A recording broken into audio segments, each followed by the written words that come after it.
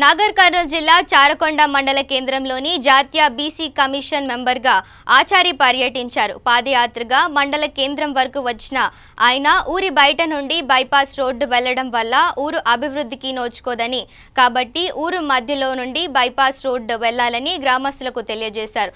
ఇంతకు ముందు వచ్చిన సర్వే ప్రకారం ఇండ్లు కోల్పోతున్న వారికి జాతీయ రహదారులు మంత్రితో మాట్లాడి బైపాస్ రోడ్డు ఊరి నుండి వచ్చే విధంగా మరియు ఇండ్లు కోల్పోతున్న వారికి న్యాయం జరిగే విధంగా చేస్తానని హామీ ఇచ్చారు.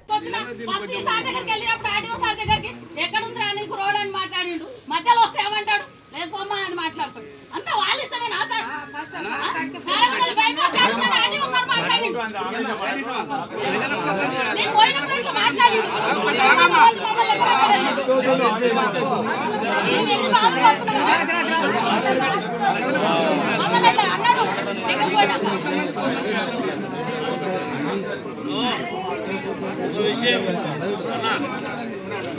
మీరు చెప్పిన విషయాలన్నీ కూడా మేము విన్నాం. అధికారులతో కూడా మాట్లాడతాం, వాళ్ళకు కూడా నచ్చజెప్పే విధంగా నచ్చజెప్తాం.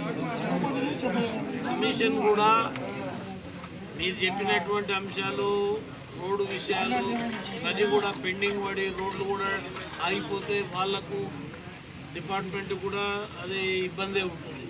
కాబట్టి మీతోటి వినాలనే ఉద్దేశంతో వీడి దాకా వచ్చినాం. వీళ్ళతోటి మాట్లాడదలుచుకుంటే హైదరాబాద్లో మాట్లాడతాము, కల్వకుర్తిలో మాట్లాడతాము, ఎక్కడో మాట్లాడతాం. మీకు కూడా తెలియాలి, విషయాలన్నీ కూడా వాళ్ళ దృష్టికి కూడా రావాలి. వాళ్ళేమి మీ మీద పగ చేయాల్సిన అవసరం ఏం లేదు. మీరందరూ చెప్పినటువంటి విషయాలు కూడా వాళ్ళకు కూడా అర్థమైనాయి. నేను కూడా సార్ కూడా చెప్తా, అయినా కూడా అందరికీ చెప్పి మాకున్నటువంటి అధికారం ప్రజల పక్షాన ఉండే మేము ప్రయత్నం చేద్దాం. ఇట్లనే చేయాలి, ఇట్లా చేస్తేనే బాగా అనేటువంటి కక్ష వాళ్ళకేం ఉండదు. ప్రయత్నం చేస్తారు. ఈ విధంగా చేస్తే ఈ రకంగా ఉంటుంది, ఈ విధంగా చేస్తే 4-5 ప్లాన్లు చేసిరట. ఆ 4-5 ప్లాన్లు కూడా మేము చూస్తాము. చూసి ప్రజలకు నష్టం లేకుండా ప్రజలకు సౌకర్యార్థం, అర్థమైందా? దానికి రకరకాలు ఉంటాయి, మనం కూడా చూద్దాం. ఎందుకంటే చాలా పట్టణాలల్లో ఆమన్గల్ కూడా సేమ్ ఇదే రోడ్డు, ఇదే సేమ్ లైను.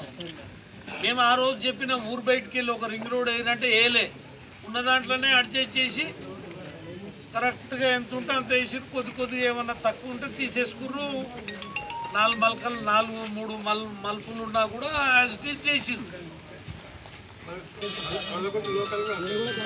లోకల్లో కూడా నడుస్తూనే ఉంది. ఇప్పుడు ఎవరి కొండలా నడుస్తుంది. మేము కూడా వాళ్ళతోటి మాట్లాడతాం. సరే, వాళ్ళకి ఏంటంటే ఇప్పుడు ఒక 2-3 ఏళ్ల ముందు సర్వే చేస్తారు. వీళ్ళు సర్వే చేయరు, వేరే వాళ్ళు ఉండి సర్వే చేస్తారు.